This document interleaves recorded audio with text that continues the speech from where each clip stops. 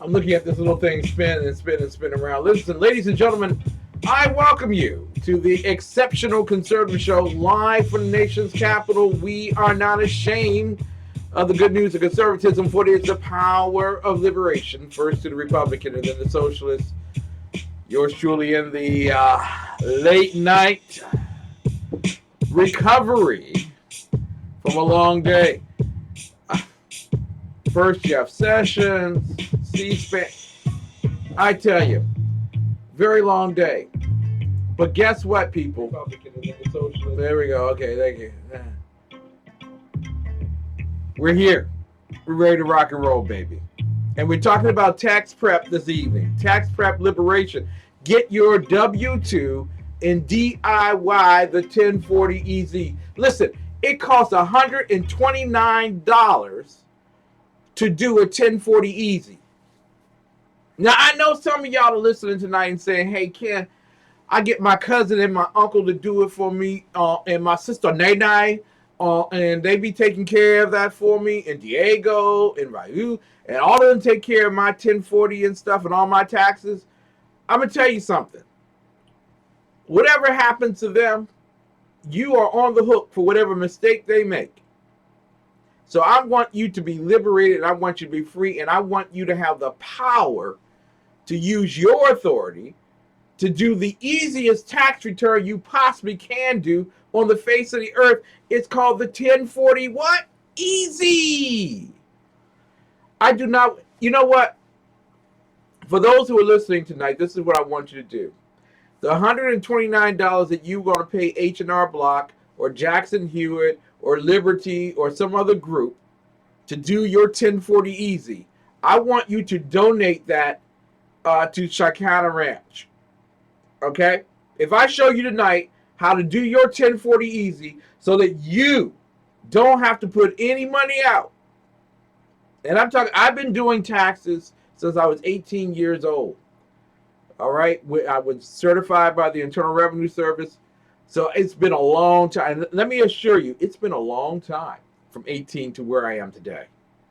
So I just want to let you all know, $129. That's the average in America.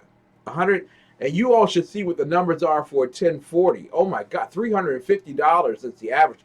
Over the next 3 Mondays, you're going to learn a whole lot about doing your taxes. And I want to show you how to do them. I've been doing them for so long. And by golly, people are calling me off the yang to do their taxes this year. I will not be doing tax returns this year for the general marketplace as I had been over there. I need a season to rest, and this is my season to rest. Maybe I'll get back to doing it through the Volunteer Income Tax Assistance Program, where I have been doing it for almost 20 some odd years. But ladies and gentlemen, let me just tell you straight off the bat, it is easier to do your taxes than to pay someone else to do it for you, for most people. And so we're going to be talking about this, but we're going to get into all of that in great detail. I want to thank Mary Brockman, my bouncer in chief, who's in the chat roll this evening. God bless her soul for being here. We love you dearly. If you diss her, you diss me, and you will be dismissed. Trust me. Claudia is up in that chat roll. And, of course, the new superstar of TECN, Melanie Collette. She has a Money Talk with Melanie show coming out next week, in fact. Next Monday at 10 a.m. She'll be on the air. So that's going to be real hype. And I heard through the grapevine, her first guest on her program, Dr. Brooks Robinson. You got to see her tote them guns. I'm telling you. That show is going to be off the chain, and I'm so looking forward to it. Because I'm a money man. I like money. It's no lie. I do. I like money. I like counting it. I like holding it. But I also very much so like the fact that people are able to protect their wealth and build it. So also I want to thank Suzanne and Raina today for interviewing me for the C-SPAN contest that they were in. I gave all consent. They asked me questions about the housing bubble, and we're talking teenagers. They were asking me about the housing bubble and affordable housing and things of that nature. And I want to thank you all. I pray that you all win, and I hope that I didn't cause you any injury and defeat. I really do.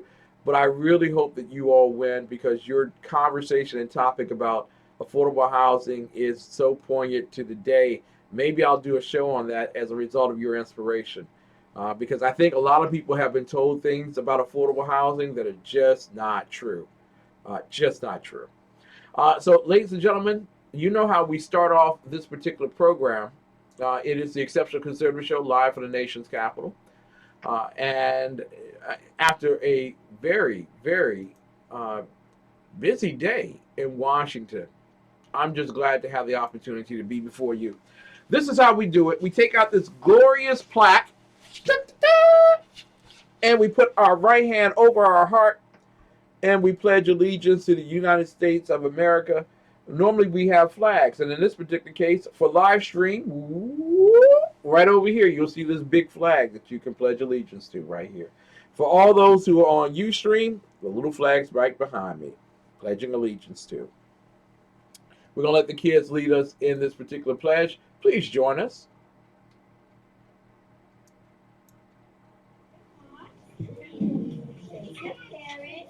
Ready, begin.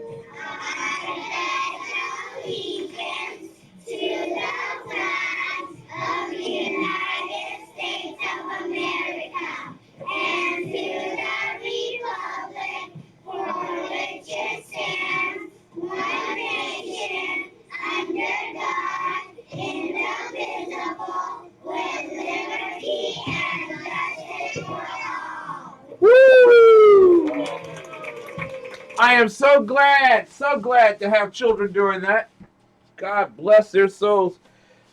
And as well, I am very glad that you're here with us this particular evening. Also, BZ. Yes, Sir Mark, the Bloviating Zeppelin, will be joining us in the second hour of our program. We'll be talking about sanctuary cities.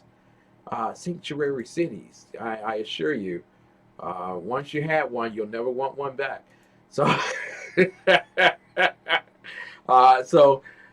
we will talk with him about that. And also on the last quarter of our program, because this is a 4-quarter show, the last quarter of our program, we will be talking about Pharrell.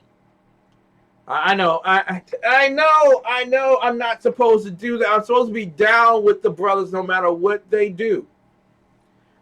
No matter what they do, I'm supposed to be down with them. I'm supposed to be supportive. I'm supposed to, But, and for those who are listening in this first half who won't be around for the second half, and I want to thank SHR Media as well as High Plains Pundit Media, hppundit.com, in fact, for carrying us live. And for those who happen to be listening to us at 2 a.m. on the Liberty Channel on Red Nation Rising, thank you all so much. And God bless you all for tuning in. But I must say this right here. I'm going to advise Pharrell, what you did to Kim Pharrell was dog. And I, without a shadow of a doubt, and I don't do this. And everybody who's listened to my program over the 6 years, I don't normally pull entertainers into my conversation. Normally don't even talk about entertainers. Normally don't even talk about sports people. Normally. Ray Rice was a different story. But I normally don't talk about entertainers of any degree, whether they're in sports or the liberal arts, per se. Drama, so on. But Pharrell, what you did on the Ellen show was dog to that woman. And I'm going to tell you something. As a black man, you are a true embarrassment. What you did you called that woman, Kim Burrell, knowing that she was a pastor of a Pentecostal church. You knew what her beliefs were. You knew what her values were. You knew that she was hardcore on the Bible. You knew for a fact that she had preached about homosexuality before. You knew for a fact. You had to know that. Where were you? The genie in the bottle? Did you not know that she was a born-again Christian and a God-fearing woman who understood the 66 books of the Bible and preached them with veracity? That was ferocity. For those who are studying at home, ferocity and veracity combined is ferocity. I made it up. It'll be in the dictionary at the end of this year. I'm going to tell you, you are a sincere embarrassment to all black men. In an age where we have 80% of women who are carrying the load at home by themselves, in an age where it is difficult, not just for black men, but especially for black women to make it in Hollywood and in the recording industries. At a time period where you called her to sing a duet with you for one of the most important American movies. Not just saying black, but one of the most important American movies in our history. Hidden Figures, about 3 black women who were involved in NASA sending men to the moon. In that particular movie about black women, you turned your back on a black woman because of her faith. And I'm going to tell you, Pharrell, you may have 10 Grammys. You may be the greatest thing since Swiss cheese in the recording world. But you will never see a dime out of my pocket. And I will never see your movies. And I will never listen to your recordings. You are an example of the type of man that has destroyed our relationships with black women. You, my friend. And I'm going to talk about you real bad in the last quarter of our program.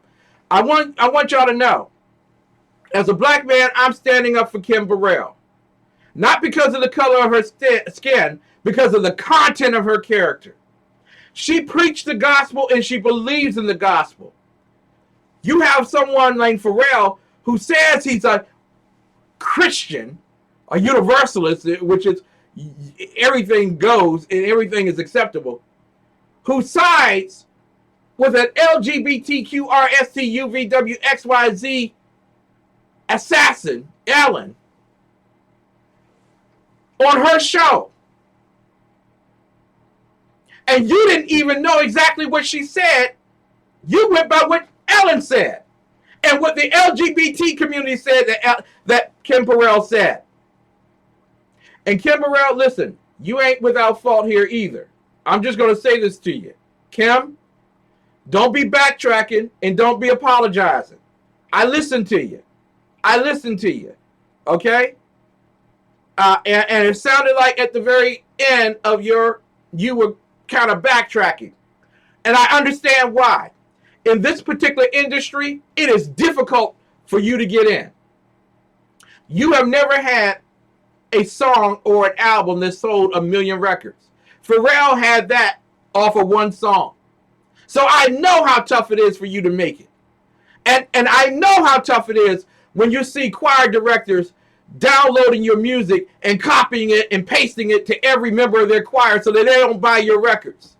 They could just listen to the copy. I know how tough it is.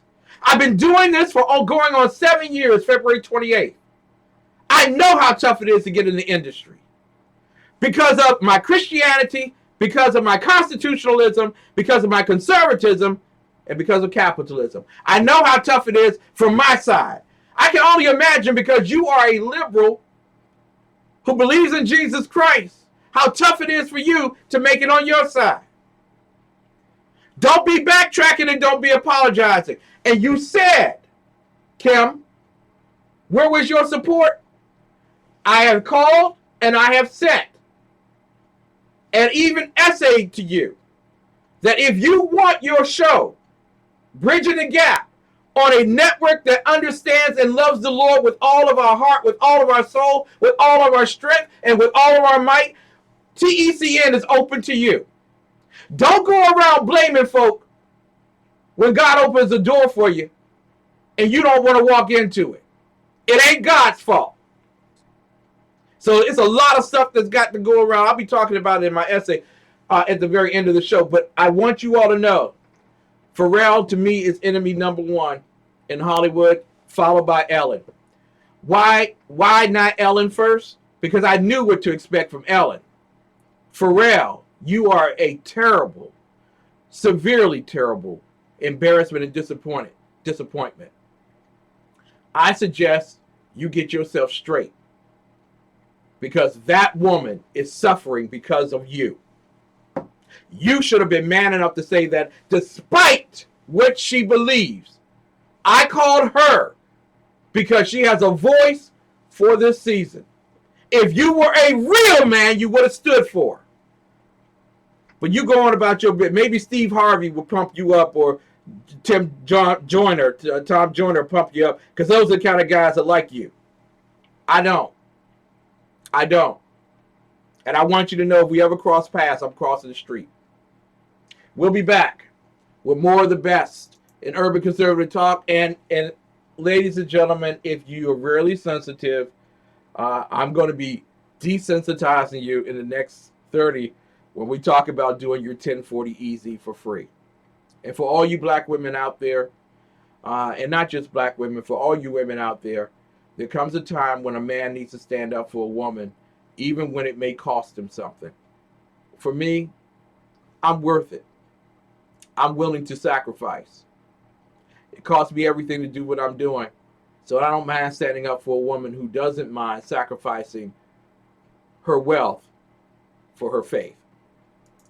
Want to know the best kept secret in flea and tick control? It's the money you'll save with 1-800-PET-MEDS. Save 30, 40, even 50% on veterinary recommended brands for your pet, and we'll deliver them free right to your door. And now you can get the safe and effective results of a top brand for even less with new Flea for X Plus. 4-way action to kill fleas, ticks, lice, and mosquitoes. Plus, it starts working in 5 minutes to 1 hour and is backed by our 100% happy guarantee. Call now or order online from 1-800-PET-MEDS. The bloviating Zeppelin. He's big-footed enough radio shows to last a lifetime, courtesy of Sean, Clint, Ken, and Jersey Joe. Now it's time for him to waddle on his own 2 feet via the glorious SHR Media. Gird thy loins for the bloviating Zeppelin's Berserk Bobcat Saloon, coming soon to articles near you. Excelsior. Meet Jason. He was really excited to start growing his business with social media until he realized how complex and time-consuming social media can be. It's difficult to manage multiple social networks and accounts. It's hard to monitor what's happening on social media, follow discussions, and engage with new followers. It's time-consuming to publish updates throughout the day, track and analyze how effective posts are, respond to fans and followers in a timely manner, and gain new customers. The list seems to go on and on. Jason quickly becomes discouraged. How could he ever do all of this and still run a business? He was ready to give up on social media until he found eClincher, the easiest way to manage social media. Jason was amazed how straightforward and simple it is to use eClincher. With eClincher, Jason is now able to leverage the power of social media without having to dedicate several hours a day. He can easily organize all his social media accounts in one place, efficiently plan and schedule his posts ahead of time, engage with his followers, understand the effectiveness of his efforts with powerful analytics, find new customers, and much more. In order to tell your business's story, simplify the process of managing your social media, and analyze results, sign up with eClincher today.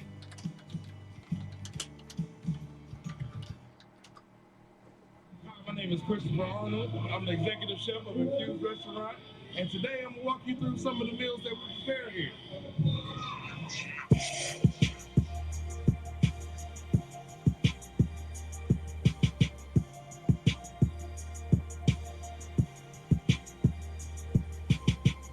We're making a pizza. We use fresh Italian sausage.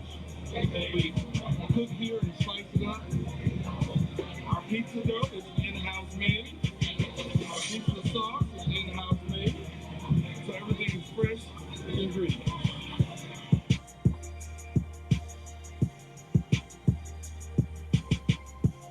This is our Thai curry chicken. The sauce is made with coconut milk and a Thai red curry. It is juicy chicken thighs as well as some mixed vegetables, served with jasmine rice and pita bread. So now we're going to prepare our famous blackened tilapia and grits, our fish and grits on the menu.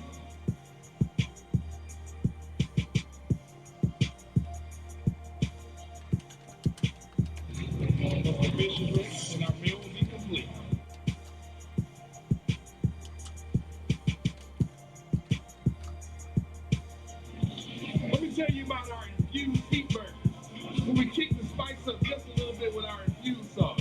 We start off with 80-20 USDA round chuck ham patty burgers, like half a pound of burgers, and we're gonna grill it to perfection. After I flip the burgers, we add the sauce and let it cook on into the meat just a little bit.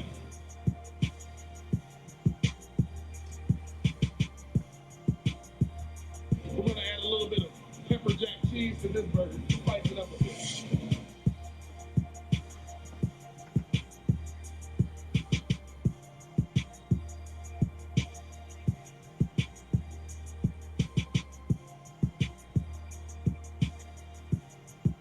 Order up! Order up, baby. Get ready, Dave. 6339 Allentown Road, Temple Hills, Maryland. I am telling you, Thursday, Dave, hear me, Dave. Thursday, all right, Thursday. This Thursday, sir, I will definitely be eating my exceptional one burger. I want to have one especially made for me with double the bacon, double burger, the 1 pounder each, or whatever. It is just huge, massive. I'm going to be eating that while the commercial is going on. I'm going to make it happen. It will be Thursday, sir. It will be Thursday. Ladies and gentlemen, welcome back to the Exceptional Conservative Show, live from the nation's capital. We certainly are not ashamed of the good news of conservatism, for it is the power of liberation, first to the Republican and then the socialists. Want to thank everybody who's in the chat roll. You got White Mamba in there, Melanie, Colette, Claudia, who is everyone in there, Mary Brockman, oh, the beloved Mary Brockman, my bouncer in chief. BZ is in there, Sir Mark is in there, and of course Dave, the unpleasant blind guy, Milner, will be in there. These not words, bro. I'm going to show you. I'm going to do it.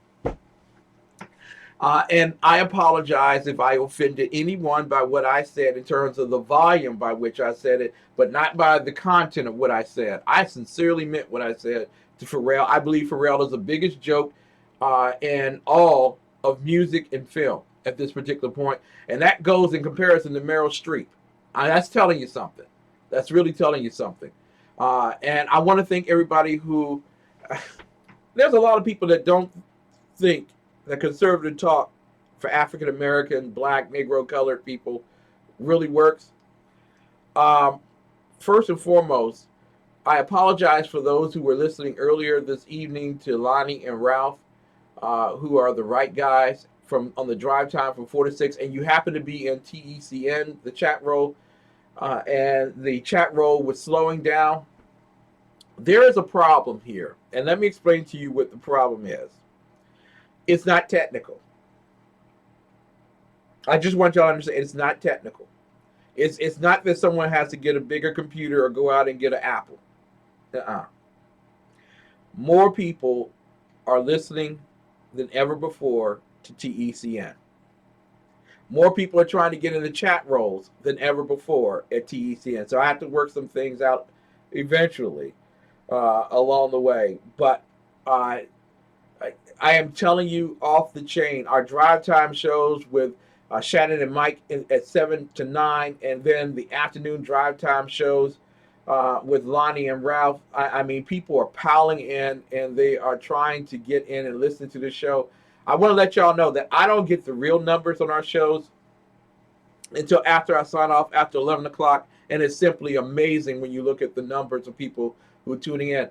So much so that I added the globe next to the chat room on the TECS model so that you can see that thing lighting up with flags and everything else. There are people around the world who are listening to this show right now, okay? And they heard that I feel that Pharrell is a joke. So those people in Africa and Asia and Latin America and Europe and Australia, but in Antarctica too. Okay, so you penguins kill me. Don't buy any more Pharrell stuff. Let him suck the way he made someone else suck. So we have more people listening than ever before. And I'm really apologetic. I didn't know that we would be this big, this fast, but we have become this big, this fast. Our numbers are far exceeding what they were last year. and we're growing. And I really wish I could apologize more for growing, but we are. In addition to that, um, there are certain networks that are very interested in what we've been doing with TECN.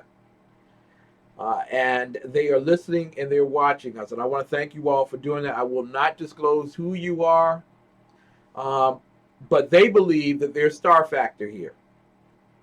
So I want to thank you all so much for, and the person I really want to thank after my wife more, you know, a little less than my wife, but equally in a sense, for status, because my wife has been with me from the very beginning, is Mary Brockman. Mary Brockman talked me out of quitting one night in my first year. I was getting tired of people not listening. You know, people were telling me black conservative, Negro conservative, Afro-American conservative, Uncle Tom conservative. No one wants to listen to you. No one cares. Shut up and sit down. And I was beginning to believe that. And Mary said, hang in there, Ken. Now people are beginning to knock down the doors because of the network. So I just want to thank you all so much and thank Mary for her dedication and her love. Mary is the bomb to the diggity. I'm going to tell you that right now. Props to Mary Brockman. Now, for those of you who tuned in tonight and you're getting ready to go out and spend $129 for some guy who just passed his examination a week ago to do your taxes, please stop. Stop. Don't do that. What did they say? Ken, I hear you, bro. Got the same love from Leopard Woman my first year. Yeah, you go. There you go. Mary, you deserve to blush. Mary has kept a lot of great shows alive. She just don't know how instrumental she really is to podcasting and blog talk radio and to from whence I came. Although I don't like to talk about it much. Yeah, I said it, BZ. Bomb to the diggity. Yes, I dated myself. All I need is a little girl to come here and say, we don't see that anymore. Whatever you all are getting ready to do. You see there's a big red button on the page that says Donate Today, Protect the Innocent. Well, we're supporting Shekinah Ranch, which is up in Dayton, Ohio. And there they help children as young as 3 years old overcome sexual abuse and molestation and get their lives together in a spiritual manner, focused on the Lord. And it works. Thousands have gone to Shekinah Ranch, and they're growing so fast, they need to build to meet the growth. They're trying to build a large edifice so that they can actually have the summer camp program this year. They need $10,000. We're committed to helping them raise $10,000. Instead of you spending $129 to get your tax return done this year, donate that $129 to Shekinah Ranch. If you listen to this show tonight and I help you get your tax return done, what you planned on spending, forgive me, with Mr. I just passed my examination last night and I'm ready to do your taxes, Smith. Press on that red button and donate to protect the innocent. No child should go through their life with the burden of sexual molestation in their rearview mirror. Help them heal. Tax preparation, ladies and gentlemen, is a very serious and significant art form. Please be careful while you're lifting the heavy objects, for they are closer than they appear in the mirror. I keep repeating to you that $129 is what people spend on average for doing a 1040 EZ. Next week, when I talk with you about the 1040A, and especially about some of the differing credits, tax credits, that women get really, really beaten and bruised over. Y'all think you have it bad going out and buying a car? The tax man waits for you to come in and get your taxes done if you have a 1040A because of the earned income tax credit. They want to take a seasonally large portion of that. And I'm telling you, I can show you how to do those kind of things so that you're never, never behind. Now, not all tax returns can be done individually. or corporately by yourself. So I would recommend to you that you do talk with someone who is an expert in the field. Get advice and counsel before you submit your tax return if you have doubts, fears, and concerns. And certainly, please do not think that you're going to call 1-800 IRS and they're going to be able to answer your question with millions of people calling in during the course of the tax season. It's just improbable, can't be done. But there are things that you can learn tonight to help you along the way. Now, the first thing I want to refer back to is the conversation that we had last week regarding your W-4. And I hope that you all went out of your way to get your W-4 printed out and prepare it for tax season 2017. And you're probably thinking to yourself, Ken, why? Why are we concerned about tax season 2017? I haven't done this one. Well, it's not going to take you very long to do this one if you're doing a 1040 easy. But certainly you want to be ahead of the game because you're starting to take your payroll tax out. And that's where you pay a very heavy price. So please, for those who are following along at home, I'm going to make certain to pronounce this to you and encourage you to do this again. Come to the exceptionalconservativeshow.com and come down, scroll down to where the chat room is, the Euro Pacific Bank Limited TECN chat room. And we just put in the information of how to get your W-4. Get it so you'll know exactly how many personal allowances you have to claim on your tax return. The more allowances you claim, the less money they take out. But if you do it wrongly, they might not take out enough and you might end up owing. So this is a very good time to take another look at that. If your children have married and gone off out of your life, if you, or behind bars, if you've divorced, if you have added more children, if you've married, all of those things count towards how many allowances are taken out of your tax return. So please go take a look at your W-4 and make certain that it's done well. And that is the W-4 Employees Withholding Allowance Certificate. Won't delay any further. I want to take you to your 1040 EZ. Not your BZ, but your EZ.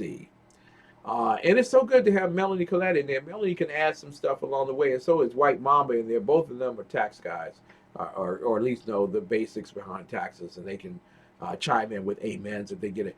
Dave Miller says, can you get extra if a dependent is incarcerated?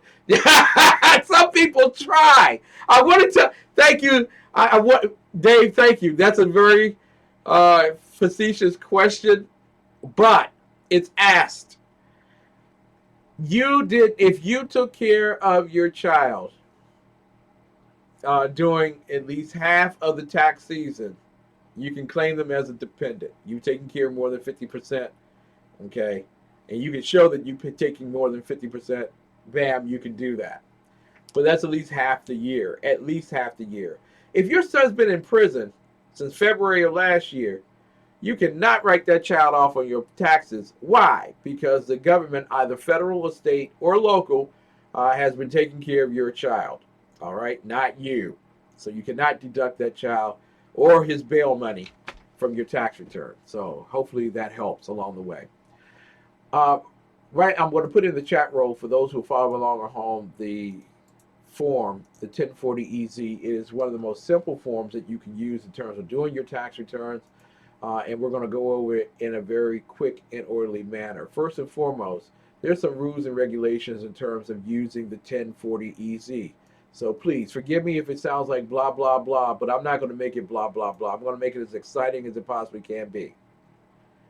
If you are single, or you woke up in Vegas one morning with a woman next to you and a ring on her finger and a ring on yours, you found out that you actually said I do at the Elvis Chapel, you're married, filing jointly, you can use the 1040 EZ form. Now, clearly, I want to make it very plain and very clear to everybody who can use the 1040 EZ form. There are only two groups of people that can do it. Okay? You either have to be single or you have to be married. Single, married. Single, married. If you, and don't, and this goes not just for the lesbians and the gays, But for those who are shacking, you got to check your state laws on the books for this particular thing as to whether you're married or not. But if you know by your state that you're not married, shacking may not be enough for you to qualify to be married filing jointly. Please check with your state regarding its laws, and then check with Publication 17, which is the almanac for all things IRS, to make certain that you meet the standards before you file married filing jointly. The last thing you need to do is being a state where you're shacking, like Texas, and you file married filing jointly, and they find out that you did that, and they say, we're not one of those states. All of a sudden, you owe. So please. So for those who are using the 1040 EZ, make certain that you're either single or married. Here's the other thing. If you were under age 65 and your spouse, if married filing jointly, under age 65 and not blind at the end of 2016, if you were born on January 1, 1952, you are considered to be age 65 at the end of 2016. Okay. So I know that confuses a lot of people because they think that when you reach a certain age that you don't have to file taxes. That's bull. You will be filing taxes in the grave. I assure you that. All right. You will. In the casket, they're going to lower it down the 1040 EZ or the A or the 40, and you'll be filling it out. But there's special considerations if you are blind or disabled, which you would not be using the 1040 EZ. Now, and so you just need to know that. And also there's special tax credits that you get for being elderly as well in certain cases. So you may have to do the 1040A or the 1040. So once you reach age 65, it does not mean that you don't do taxes anymore. It just means that there is a splendiferous number of tax credits that you might be eligible for, and you don't want to screw that up by filing the 1040 EZ. The next one is you do not claim any dependents. I want to put that in there just for you. If you know you got dependents, why are you doing 1040 EZ?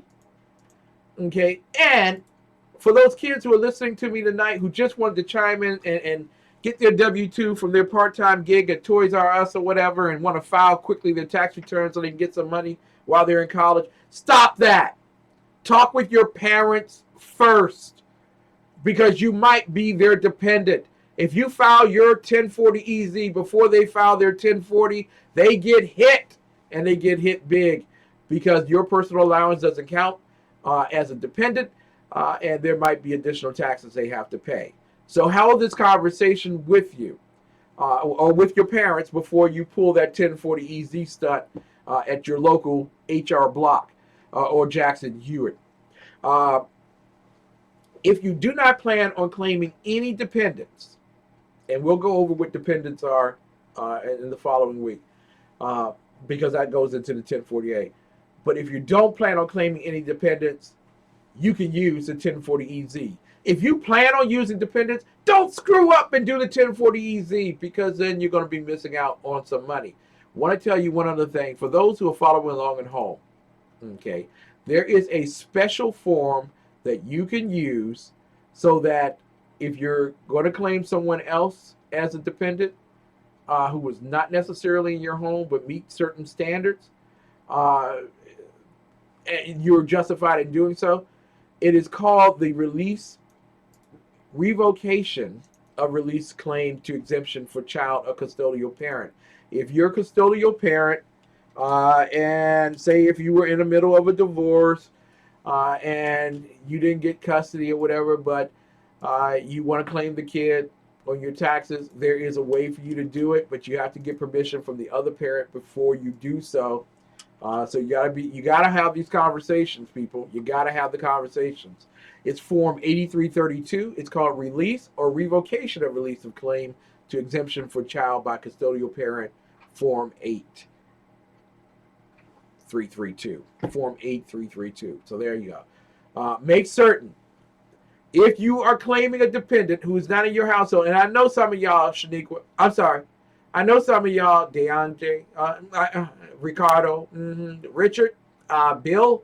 I know some of y'all been doing this stuff, claiming other people's kids so that you don't have to pay a large share of taxes. Stop doing that. Make sure they sign the form giving you permission to do that. 1040 EZ. Okay. The other thing is, if you're not claiming any adjustments to your income, if you're not writing anything off, if you belong to a union and you've been paying your mortgage and you have student loan debt that you've been paying on, don't do the 1040 EZ. There are better things that you can do with your life. Also, if you plan on taking the earned income tax credit, do not fill the 1040 EZ out because it said easy. No, wait and do the 1048. We'll talk about that next week. Now, let us get into the actual form itself. You'll see the 1040. I'm going to put it back in there for those who've been following along at home when I come in a little bit later. It is the 1040 EZ. You can find it on the Internal Revenue Service. You don't have to go to Jackson Hewitt or anybody else or the library. You don't have to go to the library anymore to get these forms. You can print it out via your own. Okay, we're about to lose people on Red Nation Rising. I'm very sorry. I know I went over a break. I do apologize for that. We'll make it up on the backside of this. But for those who are listening via Red Nation Rising, 2 p.m., Liberty Channel, thank you so much for tuning in. Mwah, love you, miss you. But you can always tune back in either to the Exceptional Conservative Show, TECS, or TECN, or SHR Media, or High Plains Pundit Media, hppundit.com, and listen to the whole thing. All right. So the 1040 EZ, I want to thank them for carrying me live on this one. On your 1040 EZ form, it's very, very simple. All we need from you is your first name and your initial. First name and initial. Don't put your middle name there. Please don't do that. It messes things up, slows it down. You don't get your refund as fast. There you go. Put your first name there and your initial and then your last name. And then you move over to your, well, to my right, your left. And you see the Social Security number. Put in your Social Security number, the 9-digit number, as it is. If you have an I-10, Individual Taxpayer Assistance Number, if you have individual identification number, forgive me, I-10. If you have an I-10, this is not your form. This is not your form. Stop using this form because you slow down the process and create other havoc for yourself and others in your family. So if you have an I-10, don't use this form. Your first name, initial, your last name, and then your Social Security number. Then you put down your home address. Now, put down your home address where you are right now. If you have a P.O. box, great, put the P.O. box there, that's fine. But put the home address where you are right now. Not where you got your first job and then you moved or whatever, and then you want to put, don't do that because you screw yourself over. Put down where you are right now. If you have a foreign address, if you're overseas and you're using this form or whatever, please make sure that you put in the foreign country name, province, state, and county, and also postal code. You also have a choice of supporting the presidential election campaign, but I kind of believe if billionaires can win on their first trip down Liberty Lane, you really don't need to support them. So it's up to you. If you want to check off and give them $3, it's not your money. They have some money set aside for that process. You can do that. Now, income is what you're doing your taxes about. Take your W-2. Notice it said W-2. Notice it said W-2. It did not say 1099. It did not say 1099. Now, I'm going to tell you there's some people that will say go ahead and use the 1040 EZ if you have a 1099. I'm going to tell you that's the quickest way to make sure that you don't get any refund for at least 8 to 12 weeks because you'll be going through pain and suffering. Use a 1040 form if you're going to use, if you have a 1099, okay? It's very quick, just as quick as a 1040 EZ if you have very limited income, but a 1099 is normally about contracted work. And there might be other opportunities for you to write off against that income adjustments, business income. That's what I'm saying. Now, then there is line number 2, taxable interest. If you got over $1,500 in taxable interest, booyah! Now, normally this is for small kids or whatever, and their grandparents give them a lot of money and they invest it, and this is their return on taxable interest, dividends, and things like that. Well, not dividends, but interest. Dividends, you might as well move on over to the 1040. But if you have more than $1,500, you cannot use Form 1040EZ. But with interest rates down to 0.00001%, I doubt very seriously if you got $1,500 of taxable interest. Put your interest right in there. If it's 15 cents, round it up, it's 0. You know what I'm saying? It's not going to make a difference. If you got $1, put $1 in there, that's fine. Now, number 3, unemployment compensation. Clutch the pearls. Oh, Lord of Jesus. They're going to tax my unemployment compensation? Yes, because you're a liberal who voted for a liberal, and this is what liberals do. So, unemployment compensation is taxable. Yeah, I know. And I know, don't cuss. So, your 26 weeks or your 52 weeks, however way you got it or whatever, they're going to give you a little form. It's normally a 1099-G, and it will tell you exactly how much your unemployment compensation was. That must be added there. For those who got money through the Alaska Permanent Fund dividends, you got to add that money too. Congratulations to you. Now, what you do is add 1, 2, and 3 together. 1, 2, and 3. That is your adjusted gross income. Pardon me. That is your adjusted gross income. Now, you made all that bank last year. Okay? All that bank. You get to number 5. Here's the big question. And this is where a lot of people screw up. So let's be serious about this right here. If someone can claim you or your spouse if a joint return as a dependent, check the applicable box is below and enter the amount from the worksheet on the back. There is a worksheet on the back of the 1040EZ that you can do if this applies to you. You got married on December 25th after you ran away from your parents' home, and you think they're not going to claim you as a dependent? Excuse me? Excuse me? No, you will be. Okay. You have the right to claim yourself married, filing jointly, but they also have the right to claim you as a dependent. So you need to ask and you need to talk with them about that.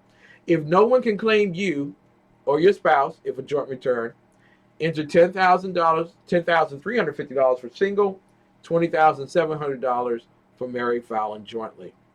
Now, what do you do after you figured out that you are not someone's dependent and you're not married, but you're single? Then on line number 5, you put $10,350.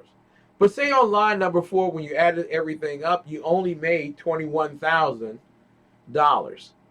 $21,350. Let's make it even. Okay.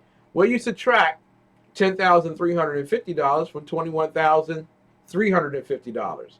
That leaves you with $11,000 of taxable income. Clutch the pearls again. $11,000 of taxable income. So what do I do after I've done that? Well, you check and see on line number 7 on your W-2. There's an area, or 1099. There is an area there that tells you how much money was taken out of your paycheck. Okay, so say for instance they took out of your paycheck $3,000. There's an area where you can do the earned income tax credit, but I'm going to normally that's individuals who are single. You've already earned too much money to qualify, so that's out of the window. Non-taxable combat pay election. If you did get that, we put that at 8B. Now, you add 7 and 8A together, and that comes up with what you put on line number 10. Your total payments and credits. 7 and 8A together on line 9. That comes up with your credit. So you gave away $3,000. You have taxable income of $11,000. All right. I'm sorry. I said gave away, but that should say tax. All right. Healthcare, individual responsibility. Did you have a full year coverage? Yes. Wow. Check that off. Congratulations. So there's no fee. There's no fine. Your total tax is $3,000. Now, if you didn't have individual health insurance for more than 3 months, you may have a problem. The 1040 EZ may not be your best choice. All right. And I know they have on there the 1099 form, but I'm telling you the best objective I would tell you to use would be the 1040 if you have a 1099, because you're able to write stuff off. Just saying. Now, you get to line 12, and they're going to ask you, okay, to subtract. I'm sorry, add 10 and 11 together, and that comes out to $3,000. Line 12. They're going to ask you, okay, your taxable income, $11,000. Okay, federal income tax withheld, $3,000. Okay, that was your total tax on everything. All right. Refund, if 9 is larger than 12, subtract 12 from 9. This is your refund. Congratulations, you got a huge refund during the course of the tax year. There you go. That's your 1040. Easy. Was it not easy? If you have questions on this, you can easily send those to me at ken@theexceptionalconservativeshow.com, or you can just go to the contact page on our website, and I will definitely either refer those questions or make certain that they're answered prudently. But ladies and gentlemen, please do not pay $129 for a tax return that you just saw in 15 minutes we could do. 15 minutes. And to be earnest with you, it takes me less than 5 minutes to do a 1040 EC. I've been doing it for 30 years. We'll be back with more of the best in urban conservative talk right after these messages. The best late night conservative talk show in America, TECN Radio. And listen, there are no people better on the air to give you the best in conservative talk than TECN Sean and TECN Clint. And we're working on the immigration papers for a certain other guy who happens to work here too. For those who are tuning in around the world to the best late night conservative talk, TECN Radio. The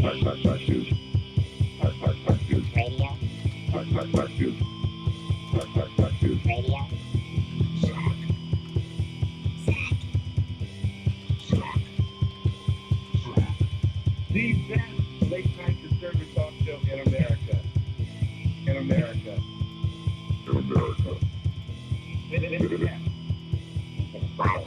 And in this web was a large, I'm pretty sure it was the biggest spider I've ever seen. Meet James. So what do you think about ebooks?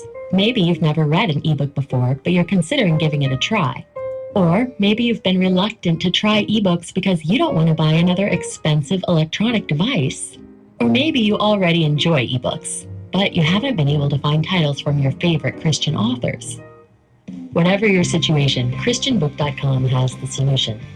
Your trusted source for print books for over 30 years now offers ebooks. Our always free CBD reader allows you to read on the devices you already own without spending money on a new device. Thousands of Christian ebooks at ChristianBook.com means you can shop with confidence and choose from the titles you want. Plus, we are adding new titles all the time.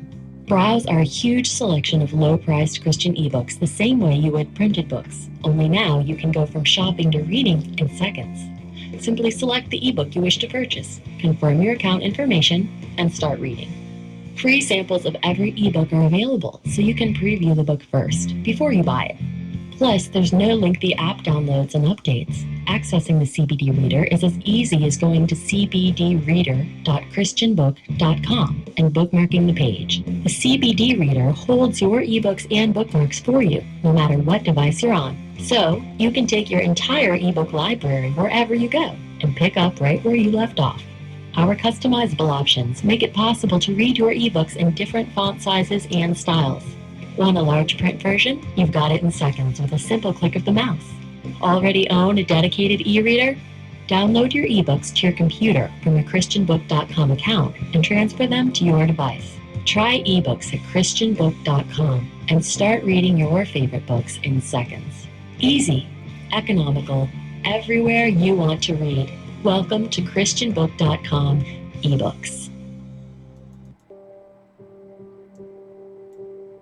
From day's first light till night's last glimmer, your satisfaction is our responsibility.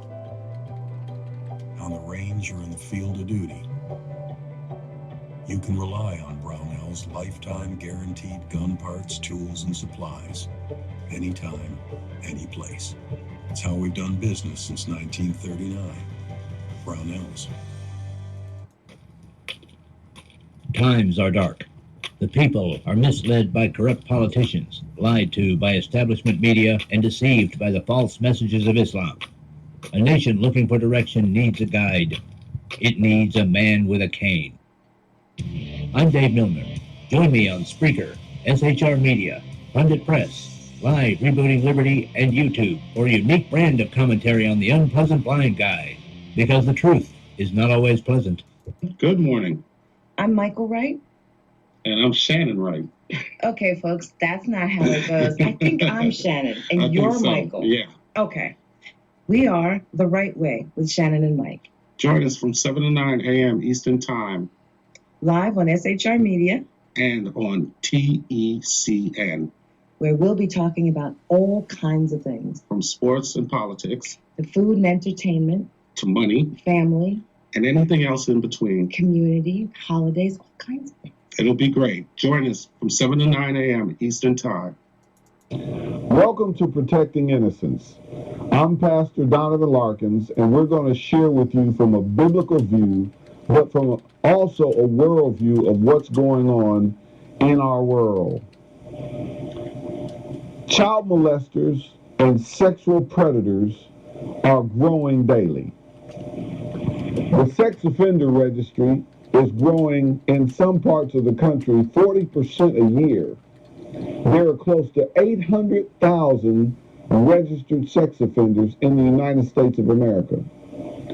Pedophiles are lobbying to legalize sex with children daily in Washington, D.C. Why would our government entertain pedophiles to gain legalization and in spite of the fact that they're hurting children? Several organizations estimate over 500,000 children will be born this year, and they will be sexually abused before they turn 18 if we do not prevent it. So here's the deal. Today's word of protection is scrutinize. Yes, scrutinize.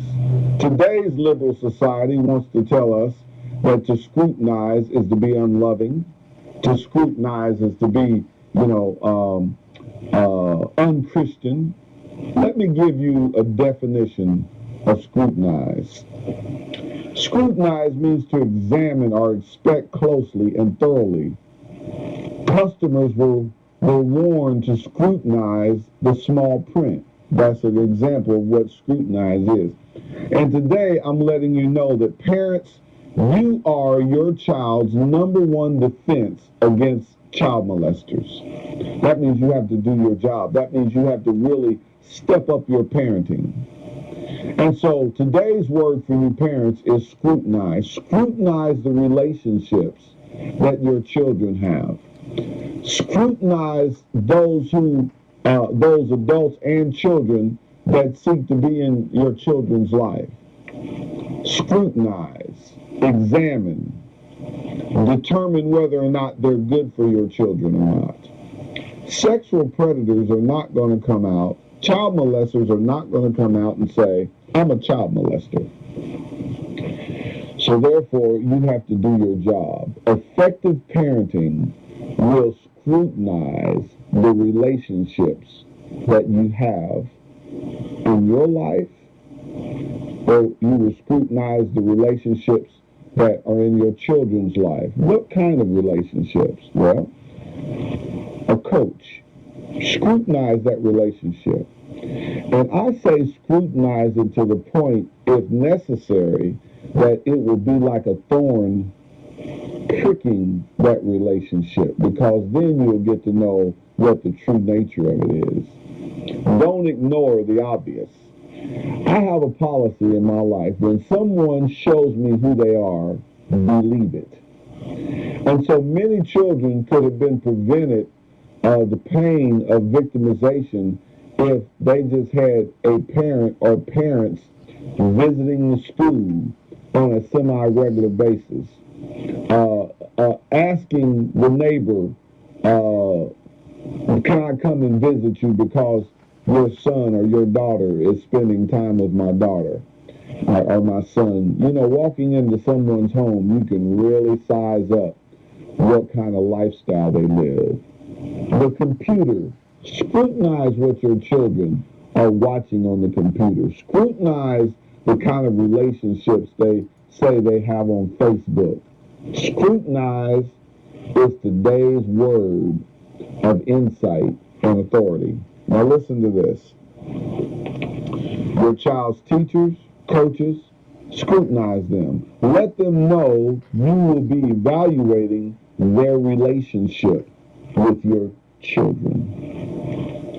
Without scrutiny, a person can go bad and you won't even know it. That means someone can be good today and then decide that they want to feed off of pornography at night, and then your child ends up being the victim. So, scrutinize. Scrutiny is our word today. Parents, your relationship and your protection over your children is their number one defense against child molesters. This is not a joke. Child molesters are penetrating every avenue of our society. Church. Watch what church you go to, because let me tell you something. When you let down your guard, and when you let down your defense, the molester will be there. Be well. Be safe. Ladies and gentlemen, I want to welcome you back to the Exceptional Conservative Show, live from the nation's capital. We're not ashamed of the good news of conservatism, for it is the power of liberation, first to the Republican and then the Socialist. Of course, in the second hour, there is none other on Monday night that we want to hear from than the great one himself, Sir Mark, the Bloviating Zeppelin, who tells me offline that if it were not for him, there would be no Sackheads Radio on Wednesday night. Hello. Good evening. Well, good evening. Good evening, Sir Mark, the Bloviating Zeppelin. It's a great honor and privilege to have you on the Exceptional Conservative Show this evening. How was that first hour, sir? Because I don't get along with math. Math and I are like this. You can't see me, but I'm holding my arms as wide apart as I possibly can. And my pudgy little arms really don't go all that far anyway, so it's actually a bad illusion. But anyway, yeah, math and I are not on speaking terms right now. Don't take it personal. Don't take it personal. But, you know, I'm thinking, I'm going to pray on this. I think I might spend the entire month teaching about doing your taxes. Because I just think that it's the greatest opportunity for people to get stolen, theft to occur to a person, more so than anything else, in terms of being robbed in the inner city. I have to ask you though, did you work in the tax field, or were you an EA or something like that, or did you just get truly hosed by the government? Both. No, at age 18, I was certified by the Internal Revenue Service to actually operate a volunteer income tax assistance center, and I am a certified volunteer income tax assistance guru or whatever. So I've been doing taxes since I was 18. So you're actually smart, okay. Yeah, I've been doing it for about since I was 18 years old. Wow. Okay. Well, you're smarter than I, sir. But on the other hand, I'm smart enough to realize it to say it. And no, and that's true. And I'm glad we talked about this because, quite frankly, there are lots of people who like to DIY their taxes and don't know the first thing about what they're doing, and they get screwed. They're screwing themselves. It is far better if you don't know what you're doing to get someone to help you. But I don't like people getting gypped. Like I spoke before, $129 for a 1040 easy. Are you kidding me? Come on, being ripped off. Yeah, that's a little silly. You could probably find that same deal in the parking lot of any Walmart. Exactly. If you're going to bend over, you might as well. I have a question for you, sir. What is your angst against sanctuary cities?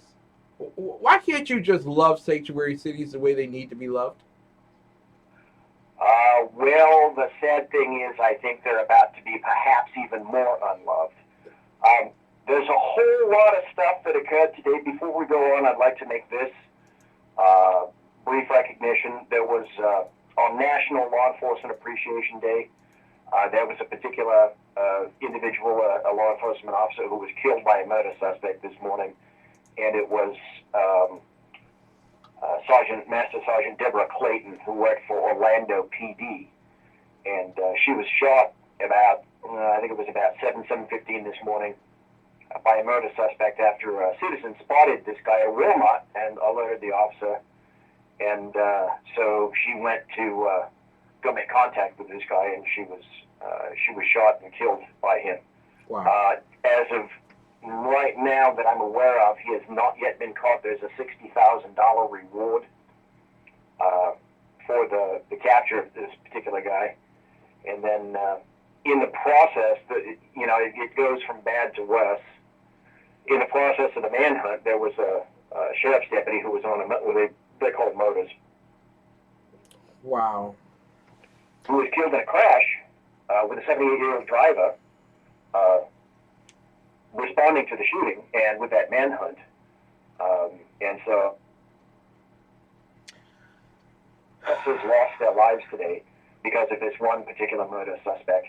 And that all happening on National Law Enforcement Appreciation Day is the worst of all tragic ironies that I can possibly think of. So just to mention that, and that, of course, my heart and my condolences are with the family of the survivors, those people. We share indeed those condolences. A terrible day for the families and a terrible day for the people in Orlando PD. Oh, God. On National Law Enforcement Day.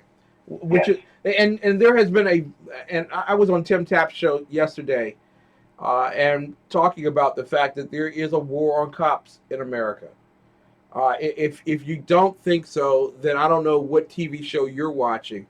But cops are being nailed down since the uprising of Black Lives Matter in this country. And the biggest embarrassment is that the President of the United States actually met with the domestic terrorists, Black Lives Matter, in the Oval Office. That tells you everything that you need to know about this presidency over the past 8 years. And our condolences go out to the families immediately of those who have been lost, and as well all of those members of the Orlando police force. And it is a crying shame that you are safer in Afghanistan as a soldier than you are on the streets of America if you happen to be a police officer. It's a very sad state of affairs. Oddly enough, I happened to write about that, actually earlier this morning. And just after I'd gotten through posting that particular article about rising crime and the relationship between crime and the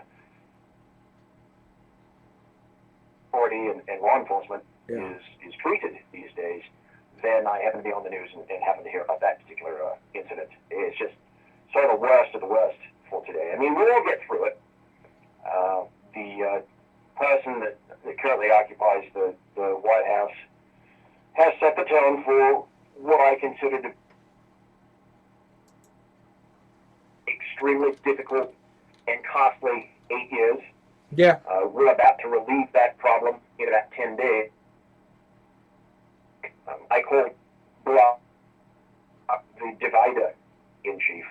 Yeah. And I had to come up with a list when I was writing this, because it wasn't sufficient to say he was a divider in chief in terms of just race relations, for example, just because of his melanin count. Dude, let me make it abundantly clear. I don't give a crap about his melanin count. Yep. I don't give a crap that he's black or blue or pink or purple or bronze umber. I hate, despise his philosophies, his leftist, progressive philosophies. He is, in fact, the divider of chief. I came up with a list.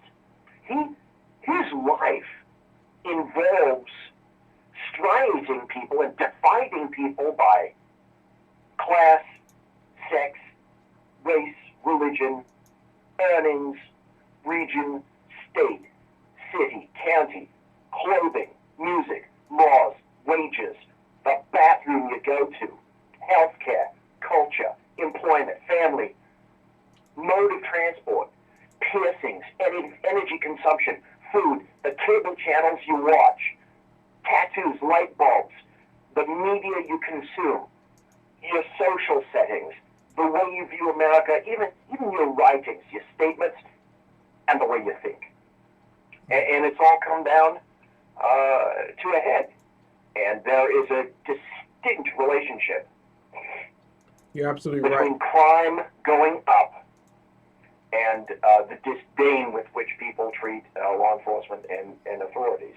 I mean, so much so that people in Chicago are accusing police officers of not going into South Side. And remember, these are the same people that marched down the streets asking the police to get out of their neighborhoods, that they will police themselves. And now they're complaining that the police are allowing them to. It's a confusing and chaotic structure to behold. That's an excellent point, and I would ask this of the people that are listening right now, live and in the podcast and in the chat room. Put yourself in the place of a current law enforcement officer right now. You're told, for example, in Chicago, you're told that there are people, well, you can read it, that there are people out there that say that Chicago PD needs to be defunded. Yep. At first blush, that may seem like a good idea if you're a leftist, but I have to ask the basic question. What is it about blacks that they, for whatever reason, don't deserve law enforcement, or they don't deserve the attention of the police? Mm-hmm. I don't expect, and I'd wager the stats are there, when anyone who happens to be black calls the police department, they're not calling to wish the dispatcher a nice day.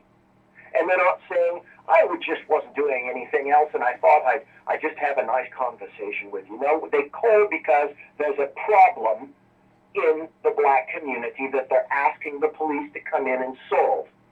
It's either involving violence, domestic abuse, a quality of life issue, but there's a reason that people are calling. So police are asked to go into the black community because there is a problem, yep, and someone is asking for it to be solved, or an arrest to be made, or something to be done to try to make it better. Yeah. So the thing that I have to ask is, why is it that people think that blacks are not deserving of law enforcement? Let's just keep all our cops in the white communities, or in the Asian communities, or in the Hispanic communities. Let's make sure we keep them out of the black community, because that's exactly what blacks are saying. So if you're a cop, you're getting this message. Yes. Then you get the message from your administration that you're over-policing. Well, it seems that a number of communities don't care for you. You're being accused of over-policing. Over 20 agencies now in the United States are being monitored and are operating under a federal consent decree.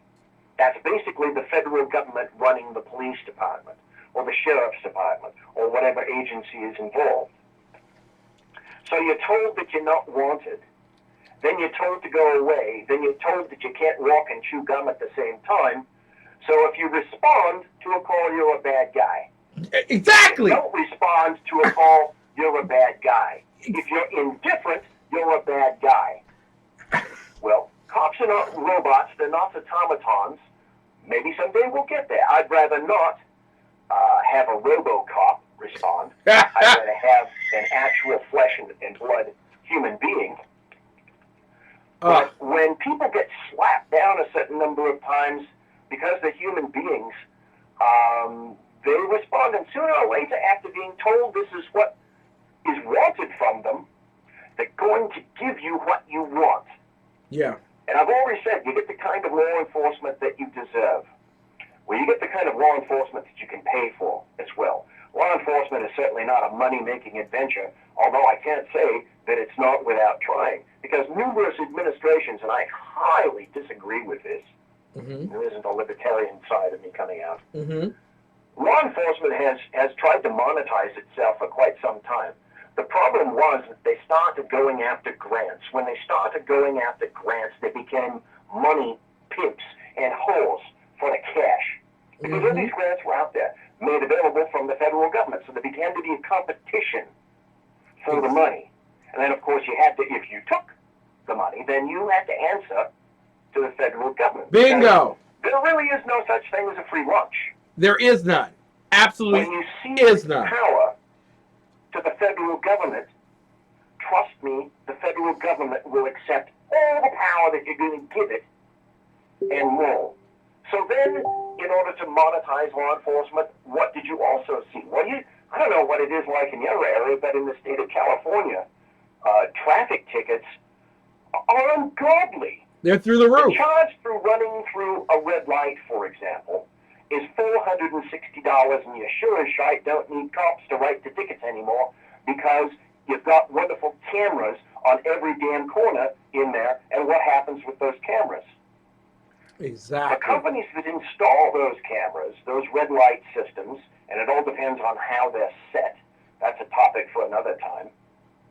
But the company that comes in to install those cameras gets a certain percentile of the cash made. Exactly. Exactly. You're creating a system that with the express purpose of extorting money rather than public service. Yes. And I can tell you what happened around here. That's another reason explained, at least in Fornicalia, the exponential growth of red light cameras. Because it's all about behavioral economics. And what I mean was that certain agencies around here, around me locally, and I have examples of it, the infraction rates of people blowing through red light began to go down. Well, now if you're a law enforcement officer, isn't that the goal? Yeah. The goal, if you're a noser officer at a particular intersection, is you're generally doing that because you have a number of complaints of people that are driving too fast, or they're reckless, and it can become a matter of neighborhood safety. That's generally what you do with your basic traffic units. Well, then, Ken, what started to happen is that, well, the number of red light violators started to go down. Well, what did that do? That began to actually interfere with the cash flow. Bingo! A particular agency that I can think of. So what did response? We need more red light cameras. There you go. Well, that's because you were getting a behavior that you said you were looking for, and you're getting a response. In other words, violations are going down, but because your violations are going down, your cash flow is getting cut off. So what do you need? You need more resources. So then you apply red light cameras to a greater number of intersections. That's how it's going. Exactly. That's how it's going in California. Fines are going up, not down. And trust me, when you get into the system in just a traffic sense here in California, because the fines, see, that's the other thing, because it's a competition for cash, everyone wants a piece of the pie. It's the law of large numbers. It's the law of large numbers. Wants a piece of the pie. Exactly. The collectors for the debts want a piece of the pie. The people that write the warrants for those who violate and don't show up for court, they want a piece of the pie. Then the attorneys want a piece of the pie.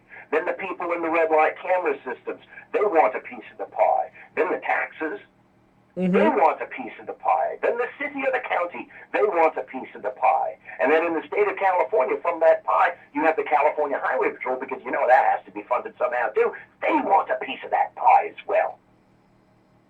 Well said. Well said. When we come back from our break, we're going to continue to explore the abuse and neglect attributed to our police. Well, not necessarily attributed as much as expressed towards our police by their cities, by their communities. Lord God, it is a difficult job to even want when things are working right. That's even worse when things are working against you wrongly. We'll be right back with more of the best in urban conservative talk with Sir Mark the Bloviating Zeppelin from bloviatingzeppelin.net. Thank you for taking the call. And I really enjoy ICRN, your station, the station I listen to all day. Okay, thanks, Dominique, for that. I don't.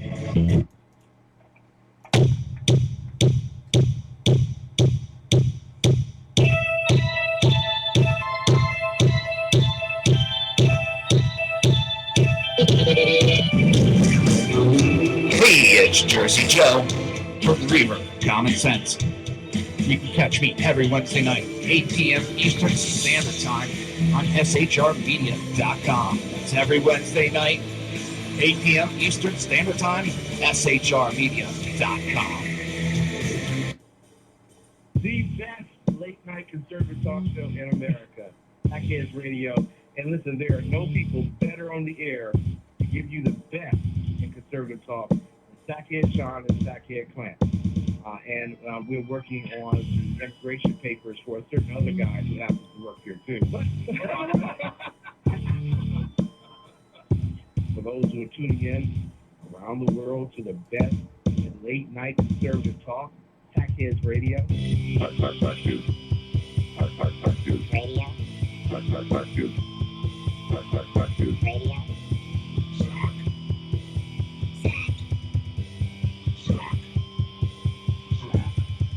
best late night conservative talk show in America. In America.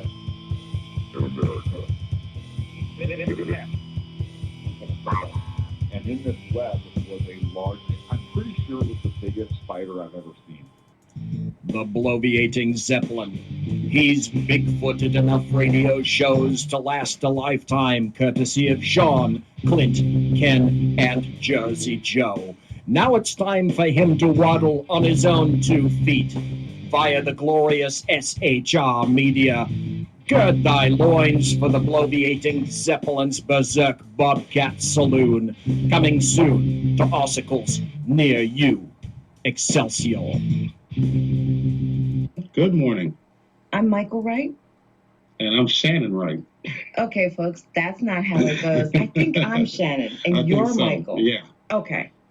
We are The Right Way with Shannon and Mike. Join us from 7 to 9 a.m. Eastern Time Live on SHR Media, and on TECN, where we'll be talking about all kinds of things, from sports and politics the food and entertainment, to money family, and anything else in between. community, holidays, all kinds of things. It'll be great. Join us from 7 to 9 a.m. Eastern Time. Ladies and gentlemen, I welcome you back to the Exceptional Conservative Show live from the nation's capital. This is the non-commercial part of our program. Yeah, that means that you won't hear any more commercials, Professor. With Bloviating Zeppelin, Sir Mark, who is heard on Sackheads Radio on Wednesday nights at 11 p.m. Eastern Time, 8 p.m. Pacific. But also we'll have a new show coming out very soon. Am I correct, sir? Yes, Boy, that's another story. I was going to start tomorrow night. Woo! Until I got a phone call from my neighbor. I'm not up there right now. For people that don't know, I stay down in the Sacramento area. My wife has a house down here in Ghetto Central. I have had a house up in the mountains, in the Sierra Nevada mountains. I'm at about the 4,000 foot level, so I'm in snow country, and I've had a house up there for quite a number of years. A beautiful area. You know, I worked in law enforcement for a long time, and so going home for me was, I could feel all the crap just pull forth out of my body when I went up there. It was like going on vacation every day. Well, I got a phone call from my neighbor, because I'm not up there, because they shut down Interstate 80, who said that, oh, by the way, you got trees down in your property and it went through your fence, and I think it's out into the street, and I think you might have a broken window as well. So I can't get up there right now because Interstate 80 is closed because of snow accidents and conditions of the like. Oh, and power lines. They had a lot of power lines that are down. And so I'm going to try to go up there tomorrow, but it looks like I've got some repairs to make, and because of that, I don't think the house has to be a priority. So I think I'm going to have to ship this thing over to next week. I hope to have everything ready to go next week. I'm going to be starting on Tuesdays. Right after you, sir. And ideally, what I'd like to do is expand into Tuesdays and Thursdays, again, right after you. So what I'd like to do is sort of make a Sackhead sandwich out of it by being on my show, being on Sackheads on Wednesday, and then back on my show on Thursday. That's the ideal nature of me. And thanks for asking. Hey, deservedly so. And I would love to listen to your program after mine. You know, actually, the clientele that listen to my show would be most appreciative of being able to turn it into a better show. You know what I'm saying?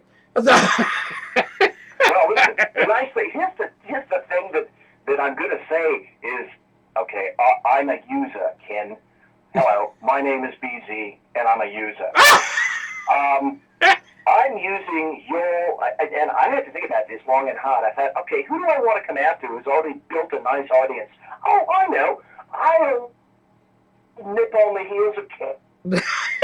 Already has a wonderful audience. And an arse load of people already listen to him. So maybe I could just hope to grab onto the pants of Ken McClinton, the exceptional conservative, and take his audience, and maybe a few of them will hang around for my show. That's what I'm hoping, anyway. Oh, they definitely will. They definitely will. I did tell you this, if I'm not mistaken. I did tell you that with the analytics that are coming in, your show is if not the most popular show on SHR Media. You did know that, didn't you? Well, no, I'm only okay. The analytics that come in, according to Sean, the numbers that they show me have to be 2/3 of the numbers. See, you're not supposed to tell me that. I forgot about that. Oh, you're right. You got me. You know, and I'm really. Would you please relay to Clint that I'm so sorry that he has been abused by Sean and been made to become a racist like Sean. You know what I'm saying? Well, it's sort of an unspoken thing in Sackheads, and I've done my level best, and you know better than I would. I'm trying desperately not to become another Sean. Sean is that kind of influencer. He really is. He is. And well, Clint's right up there, too. I mean, he really is. Poor, not if Clint. If going hard at port, send me an email or a text or a Twitter, and just let me know, dude, come back to reality, BC. I want you to do that for me if you would, please. I most certainly would, but we don't have to do that because BZ, your show is going to be off the chain. It really will be. And by the way, I love the quick contact with Melanie. You know, so she's a superstar diva and everything. You know, she's going to be taking a chauffeured limousine to her show at 10 o'clock on Monday, Wednesdays, and Fridays. You know, I was thinking that you were trying to hitch a ride with her to get to your show. But, you know. Well, here's the deal, and this is for Melanie, too. Melanie, I understand, drives a Bentley Arnage, which is not quite up to the point that you are. You're driving the Rolls-Royce Phantom, and that's sort of the upper echelons of the Rolls-Royce motor car system. And the one that you've got, you spec'd it custom made, and it was about $275,000. But having seen photographs of it, I have to say, Ken, that it's one of the most tasteful vehicles I've ever seen. Thank you, because at this particular price range, you don't want to be gauche. No, not at all. BZ, final minutes here, and then I want everybody to know how they can get in contact with you. Besides going to the Voice of Liberty and reading your stuff every morning on the Voice of Liberty at theexceptionalconservativeshow.com. You can go right there to the tab. But BZ, That's funny. You sent me in the chat room last week. You said go to the Voice of Liberty, and I thought, all right, I'll do that. After I listen to you. And by gosh, there I am, and there, the Voice of Liberty. You're reposting all my articles, so thank you very kindly. I greatly appreciate that. Well, it's good. Very kind. It's good stuff. It really is. It's really good stuff. But what can we hope out of this administration will be done with policing in America? Does the federal government need to be involved? Once you're operating under a federal consent decree, it's almost like a bad tapeworm. It's difficult to get out. It's difficult to remove. So the agencies that are being monitored right now, they're going to play hell to try to do that. But here's what I see as the key. And I think the Democrats see it as well. That's also. You're going to find that one of the greatest pushbacks will be against Jeff Sessions. Yeah. And the reason that leftists are going to make such a huge push against him is because he's sort of the linchpin, the pivot point, the fulcrum, if you will, as to how effective or ineffective the Trump administration will be. If you have a Jeff Sessions who passes muster and the Democrats simply don't have enough votes to kick his arse to the curb, then I think what you're going to see is Jeff Sessions doing essentially what should have been done all along.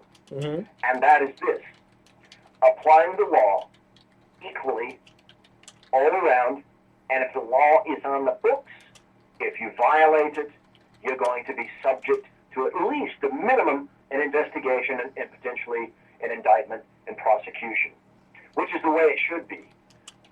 The last AGs, Holder and Lynch, have been simply political harlots for the Obama administration, exceedingly biased.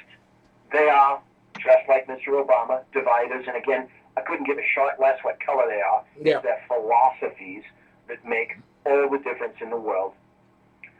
Until everyone has equality, all along the way, no one has equality. Thank no you. one does. Thank you. The bottom line. It's not just, laws aren't just for black people. They're not just for Hispanics. The color doesn't make a bit of difference. It doesn't matter whether you live in a poor neighborhood, what is considered poor, whether you live in a mansion, whether you live in the White House.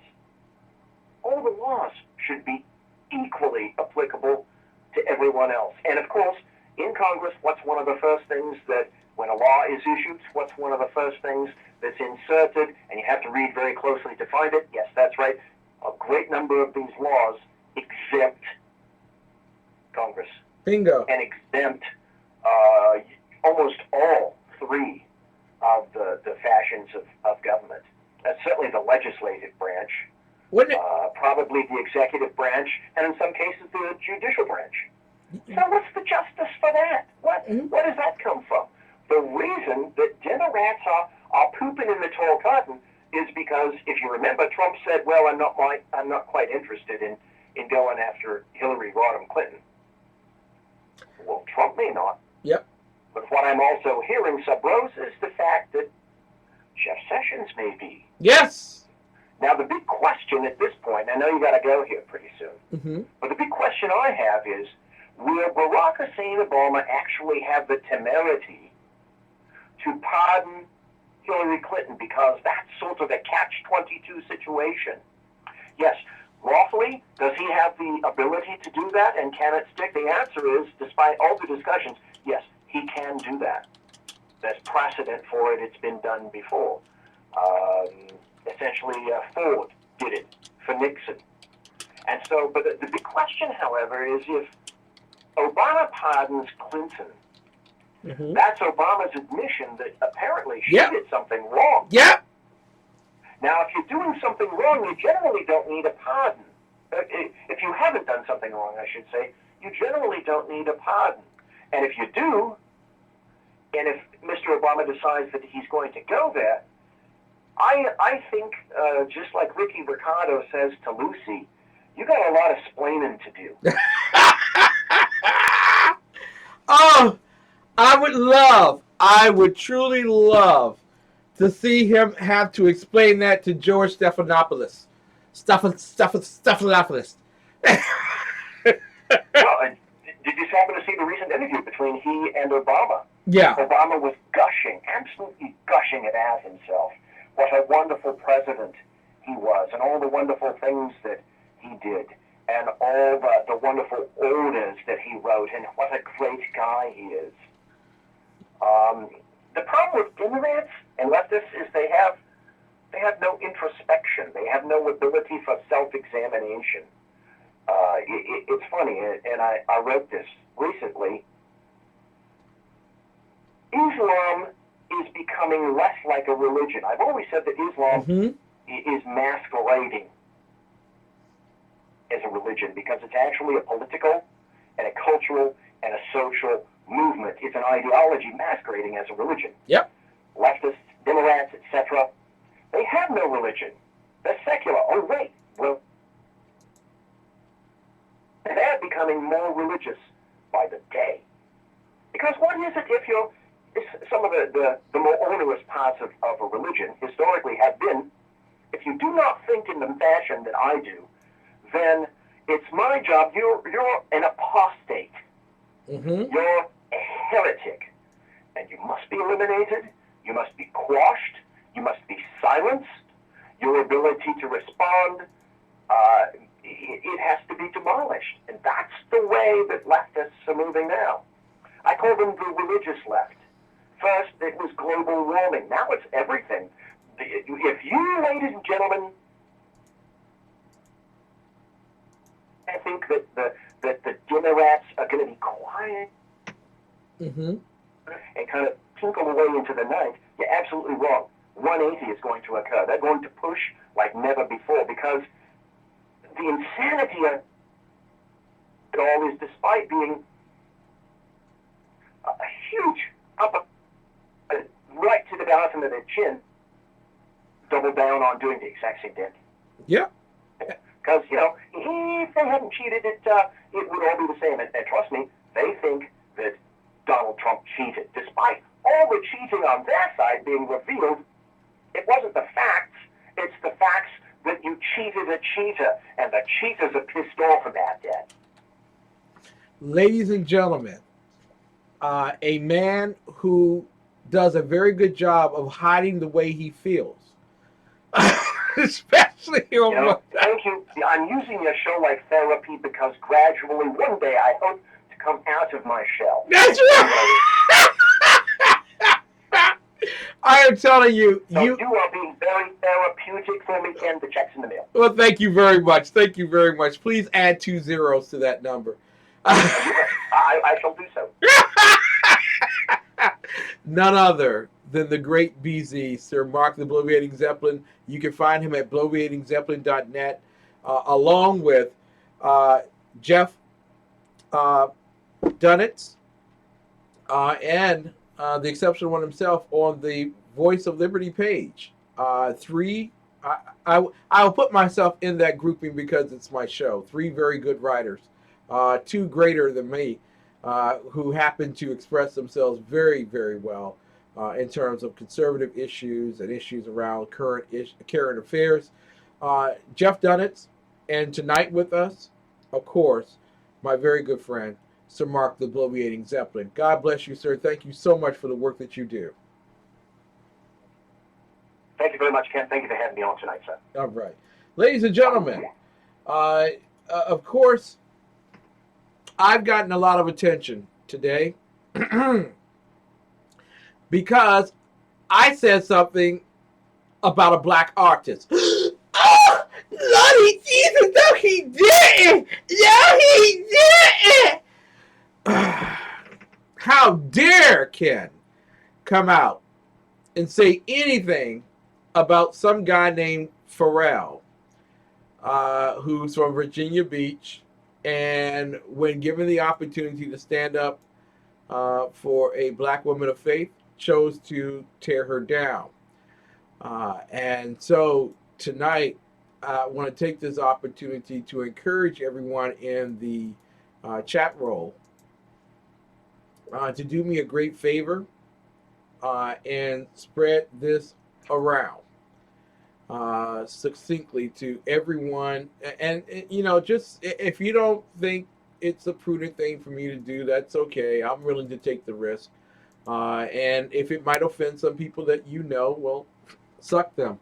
But the bottom line is there is a war on those who believe in the Holy Bible.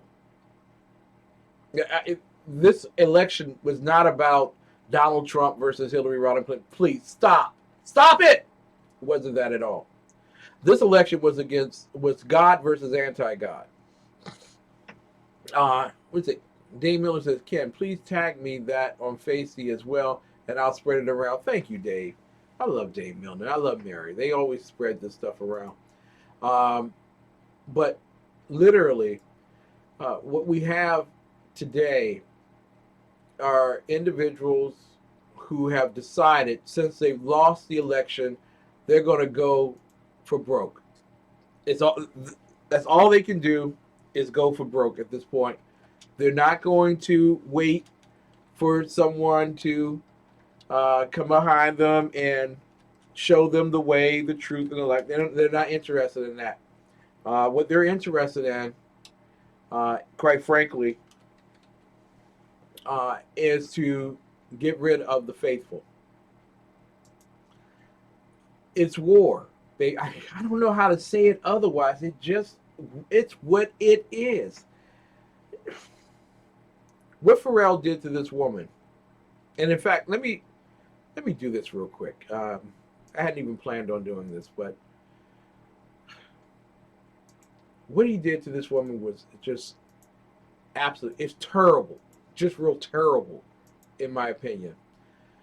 And she finds herself at this point having to apologize for literally standing up for the gospel. Now, apparently, she preached against homosexuality in her church on New Year's Eve. And as a result of that, she received the complete assault from those who were on the left. She was left to a point where she literally began backtracking.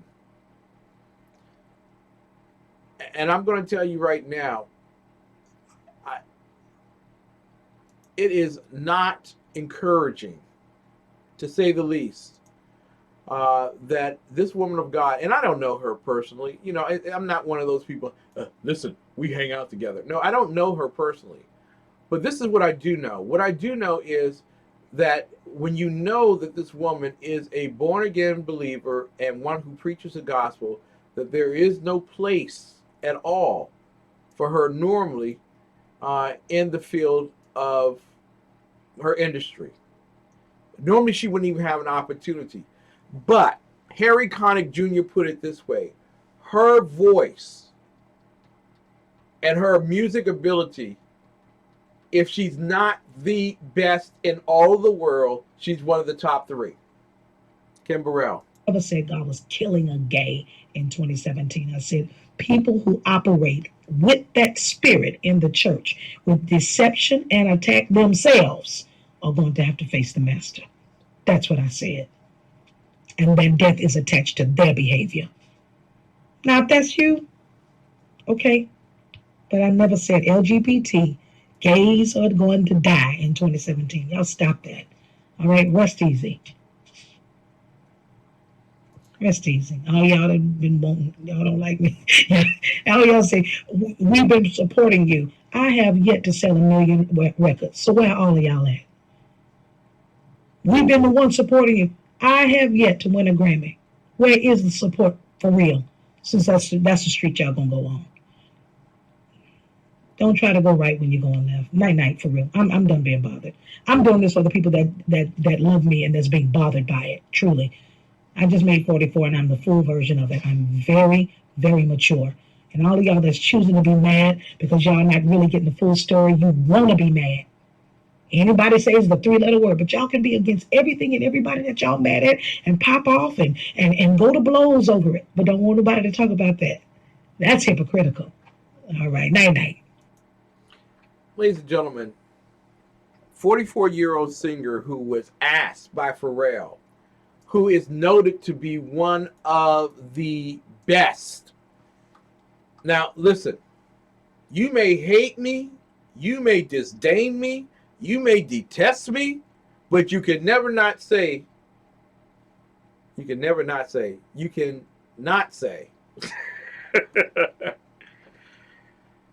Ken isn't one of the best. This man asked her to sing a duet on the album, or the CD, or however way you wish to say it, for the movie Hidden Figures. A movie about 3 black women who were kept in the back,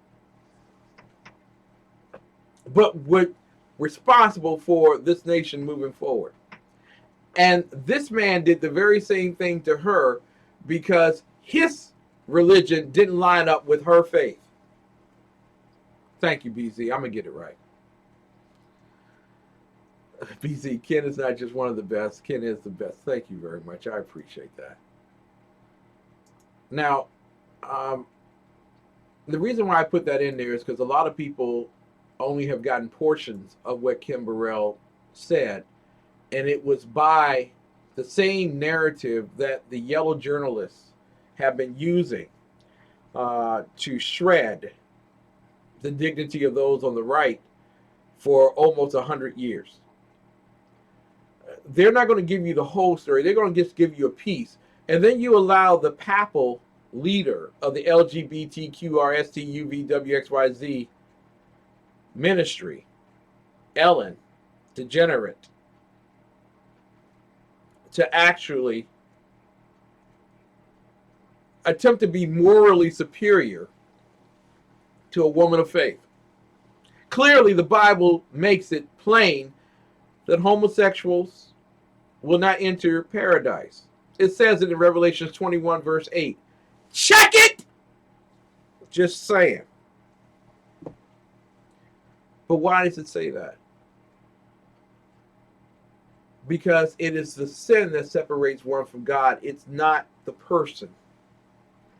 She didn't separate any one of those individuals who believed that they were right, like Ellen,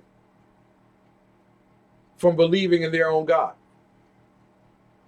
She did make it very plain and very clear. The Creator, through His Word, has made it very plain that homosexuality is an abomination to Him.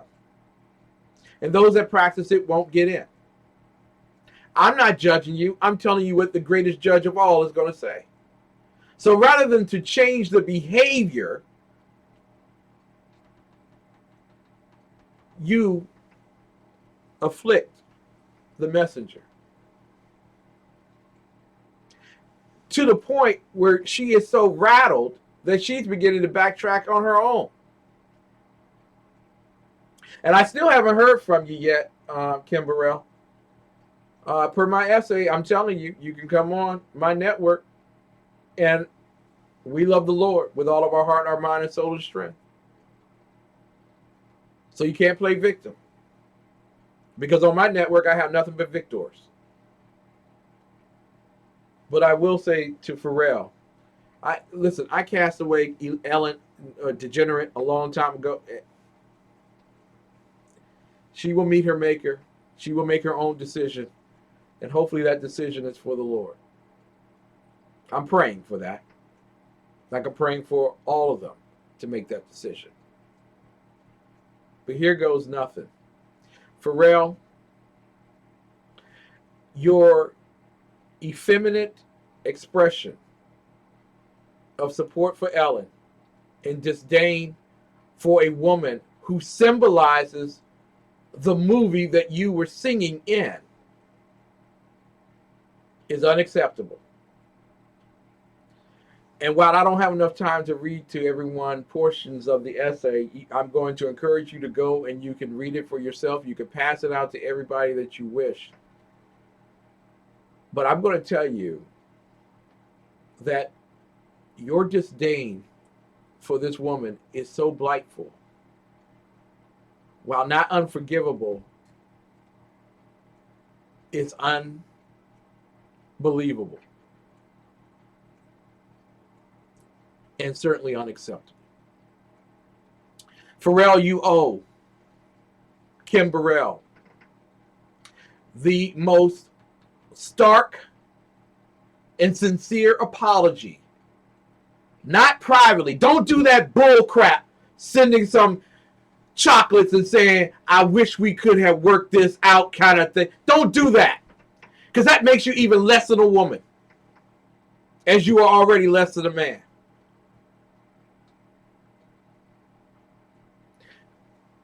You need to publicly come forward and tell the world that you knew that she believed. And you believed, maybe not the way she believed, but that you could look beyond each other's differences of opinion regarding faith and religion and work together to produce a wonderful song. But you won't. You know why you won't, punk? Yeah, Pharrell, I'm calling you a punk. And don't be sending your roadies. You and me one-on-one. I don't mind taking on the world. But you a punk, Pharrell. You got punked out by Ellen. You got punked out by the music industry. You are addicted to your source of wealth. And all that matters is you. The part that you played to destroy a woman will be seen eventually by all. So much so that I sincerely hope that without apology, that your career comes to an end and people see you for who you are and don't want to work with a man who would throw a woman under a bus on live television the way you did. I suppose some people might say that that's kind of vengeful, Ken. That's kind of mean. You call yourself a minister. You call yourself a follower of God. No, I don't think that's mean at all. What is mean is having a 44-year-old woman doing a Facebook Live have to explain to those that believe in Jesus Christ what she said and what she didn't say, and then to be attacked by posts from the LGBTQ community without you being there to stop it. You see, Pharrell, in my eyes, you're not really a man at all. And in fact, if we never heard from you again in music, it wouldn't be much of a loss. Ladies and gentlemen, for those of you who might be offended by the things I say them because I have one of the top shows in the country. And when you get yours, you can say the same thing. For all of you, I thank you so much for listening tonight. And if you didn't listen to anything else that I said this evening, I hope that you remember this. God bless America. It's time for America to bless God. We'll see you tomorrow night. Same bat channel. Probably about the same bat time. Want to take it away, Ray? Well, I got a woman way over town.